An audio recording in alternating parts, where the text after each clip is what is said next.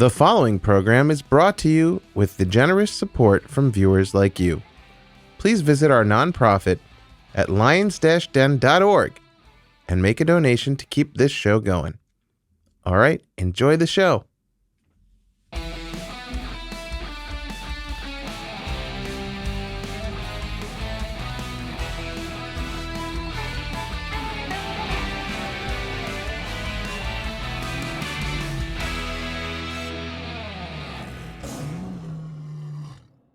Former New York Assemblyman representing Brooklyn's Assembly District 48, shout out 48, and current human being fighting anti-Semitism, who has founded the Americans Against Anti-Semitism organization.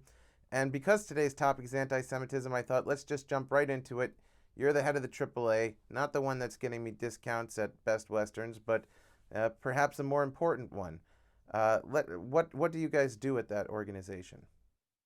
Well, basically, just to point out, after being in the New York State legislature for 36 years, representing communities in Brooklyn, when I left office to do other things, I never expected that what I would be doing is being involved in this battle, in this war against anti-Semitism. I had other plans. This was not my plan. And we established this organization. But we had a period, if you go back before Corona, where living in New York, in the tri-state area, acts of anti-Semitism were happening every single day. People just being attacked because they were Jews, no other reason. And then you had the horrible things that happened in Jersey City, where people were actually murdered. Jews were murdered. You had Muncie, New York on Hanukkah, where Jews were stabbed, again, because they were Jews. If you talk to people on the left, they say it's Donald Trump's fault. Now, for me, that takes a little bit of a mental gymnastics to come to, because, first of all, these aren't Donald Trump supporters who are doing that. So that's right there a logical fallacy. And then second of all, it seems to me from watching the news that he's doing good things for Israel and doesn't seem to be someone who hates Jews. Now, Donald Trump can do better. There's no question about that. Right. But to blame him, to accuse him, the most ridiculous thing, honest, to accuse him of being an anti-Semite is so ridiculous and so preposterous. I'm with you on that. I don't see any evidence that he's anti-Semitic, but let me ask you. You say just the opposite. You say Donald Trump can do better. In what way do you feel he could do better? Look, I think even the recent debate about he can just be more vociferous and a little stronger in speaking out. But at the end of the day, he is not the one responsible for anti-Semitism in this country. So who is? He is not. Well, listen, who's responsible for hating Jews throughout history?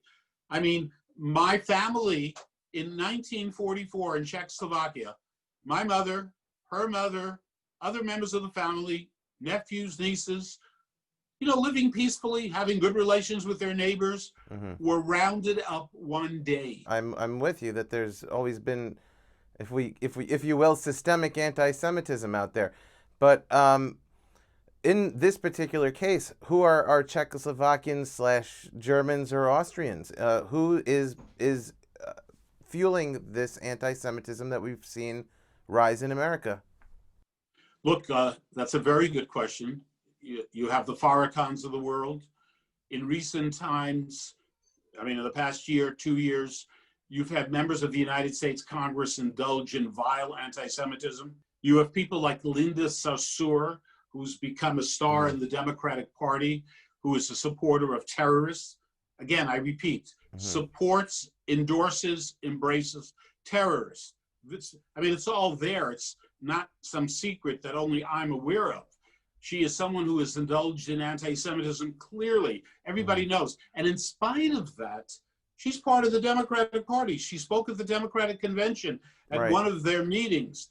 How does that happen? I, by the way, have been a lifelong Democrat of a Democratic family, but I've never given two thoughts about politics until politics started invading my world.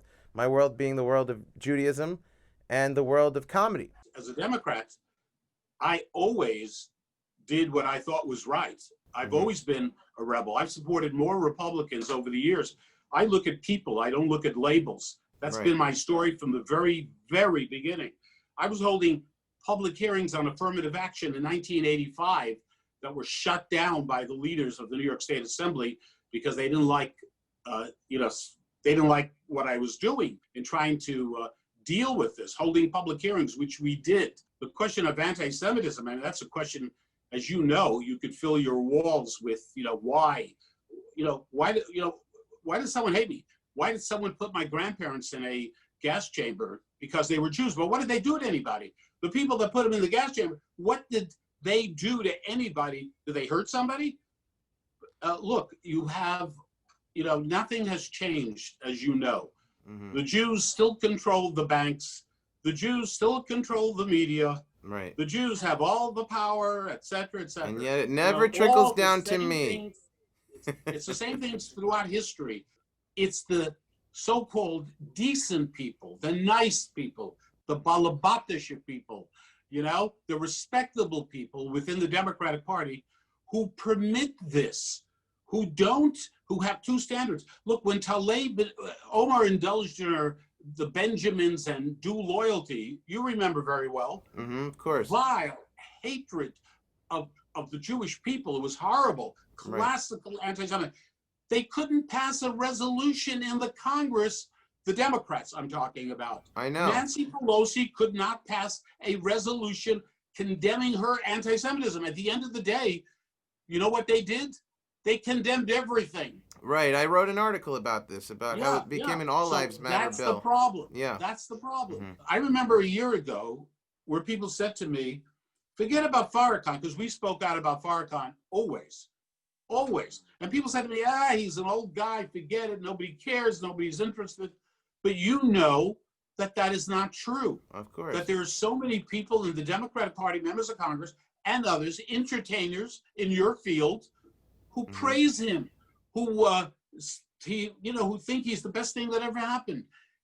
And they put their message out to millions of people. Right. 30 years of hate directed against the Jewish people, directed against white people, directed against people who are gay, and he still manages to survive with prominent Democrats thinking he's a great guy. It's the old story. We don't agree with the anti-Semitism, but he does a lot of good stuff. Sounds familiar? Well, he's got snappy glasses. I like those gold rims, but other than that, I don't see much redeemable. But I look at organizations like the ADL and I think, what do they do? What are they doing? Like, I'm here, I feel vulnerable, I'm Jewish, I'm scared in my own neighborhood. And I get mad at the ADL. And I say to myself, like, haven't I donated money to them? And the answer is no. Well, but I have I have made a donation, I believe. Well, but the point is that I know my family have donated lots of money to them over the years. Well, and what are they doing with it? Why are they not fighting anti-Semitism? What does anti-Semitism, and this is a good question specifically, I hope it's a good question specifically for you because you have an anti-Semitism organization. What do anti-Semitism organizations do to stop anti-Semitism? Well, we can talk about the ADL for a moment since you mentioned it. The ADL is not the same organization that it was years ago. They almost work for the Democratic Party if you look at the things they've done and the things they've not done over a period of time. Even with the Goebbels remark from Vice President Biden, we didn't hear from the ADL. We hear from them very often, especially anything that happens on the right. In fact, they're the ones who push the theory that it's all from the right, not from the left. So they are a real serious problem. As far as our organization, we've been around for a year. And, we're not afraid to speak out and call out people. By the way, Democrats, Republicans, I confronted Tlaib at Rutgers University not so long ago. She got up to speak at a function with 600 Muslims. She had just blamed Jews in Israel for killing a child. It turned out to be that child had died, slipped into water and drowned. but she blamed the Jews for that. It was a horrible, horrible thing. Put out that message to millions of followers. I went to this function at Rutgers University. When she got up to speak, you can watch the video, you can see it. I confronted her when she started speaking and demanded that she apologize to the Jewish community and to the American people for literally blaming the Jews for killing a child, for murdering a child. It was totally not true. How'd that go? And then was escorted out by the police.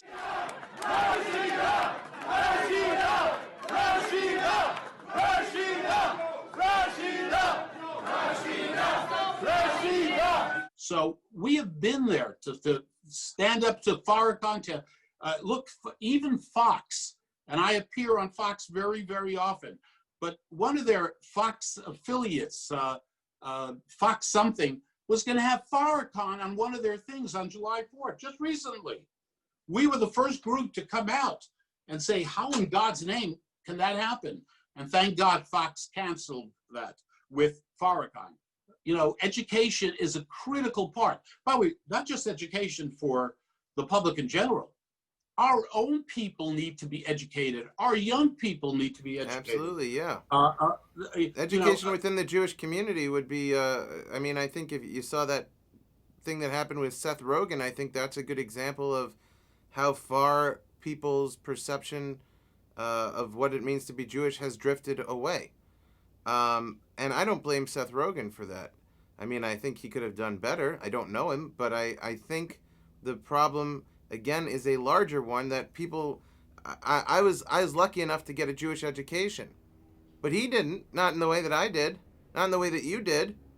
So that is a big deal. I think how do we reach out to Jews who are not basically filled in on what it means to be Jewish?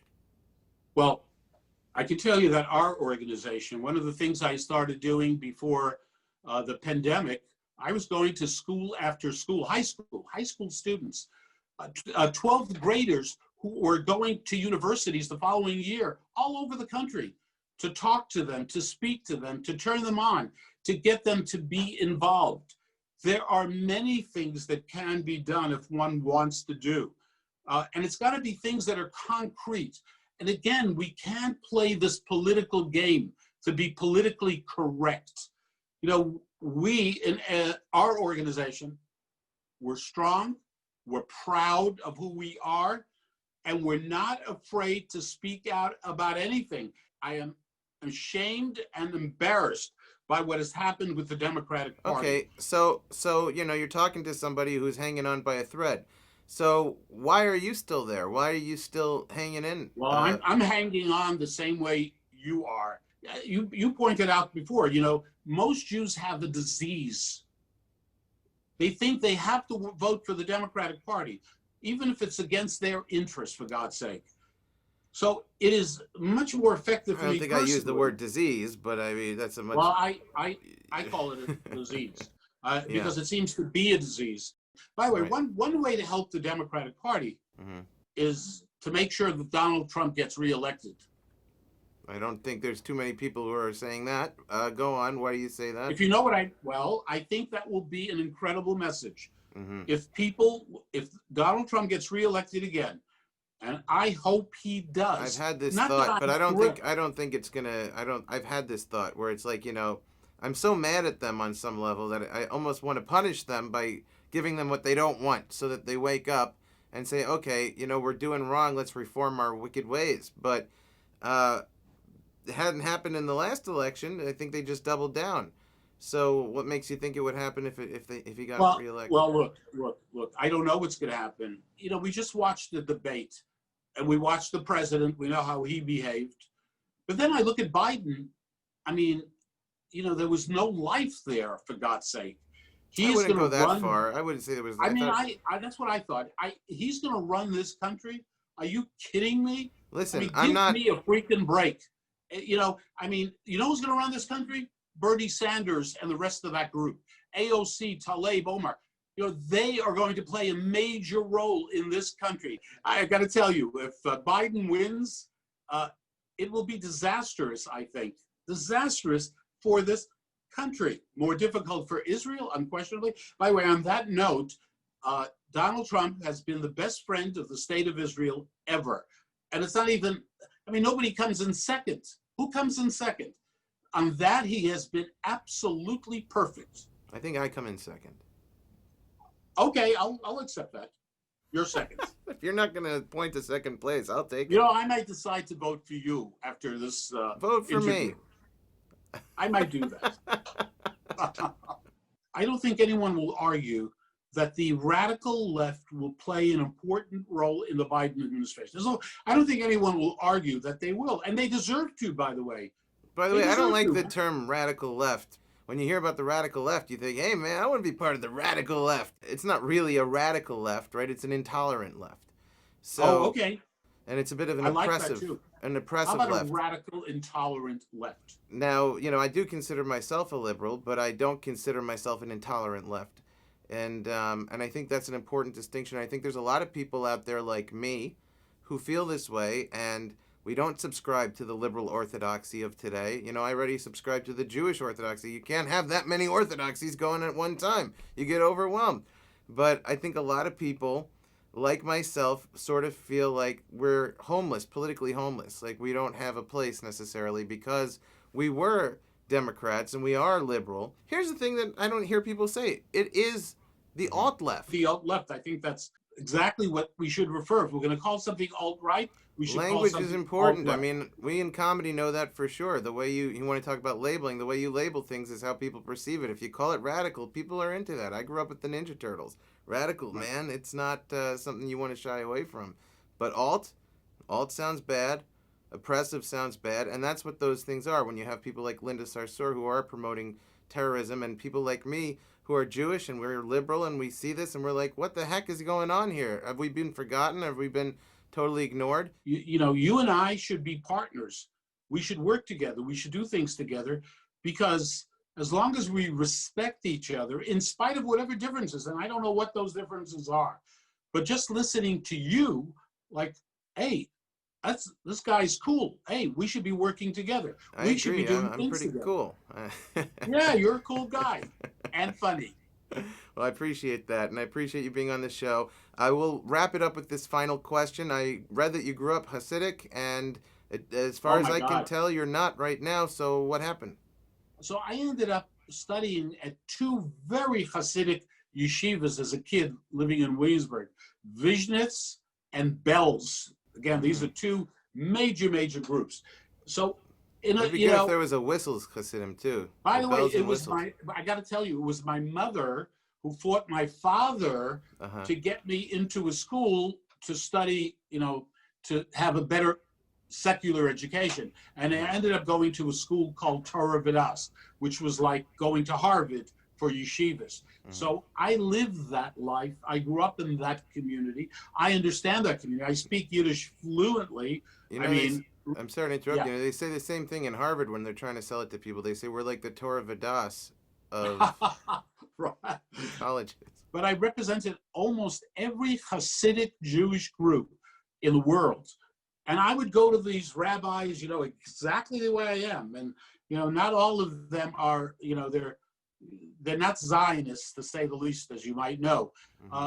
And, you know, I'm a person, you know, I do what I think is right. I'm a proud Jew. I love the state of Israel.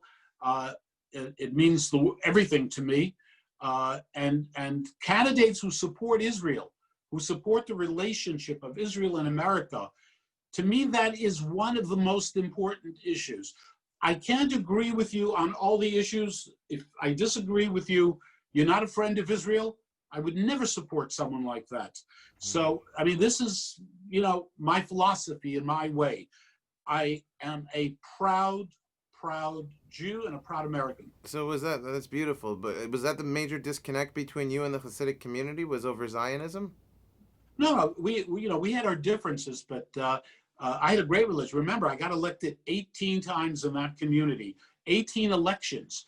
And one of the reasons I was successful, I believe, was because I was there for people. That was all the public stuff, television, interviews, all the issues, but being there for people day in and day out and helping people is what makes all the difference in politics. And that's something I learned from day one. and never forgot it till the very last moment after 36 years, making a difference in people's lives. And are your family still fishnet Hasidim? I don't think that's how you say it. Some of my family are close to Vishnitz, Uh-huh. but when people say to me, "What kind of chassid are you? What are you?" I tell them I am a chassid of the Jewish people. All right. Well, it's nice having a chassid of the Jewish people on this show. Thank you so much Hey, for your listen, time, Zev. you and I are partners after this show. I'm always looking for a gig. Hit me up. You got it. Whew. I mean, that guy really doesn't like anti-Semitism. Seems like a great guy. And who knows, maybe I'll get a gig out of it.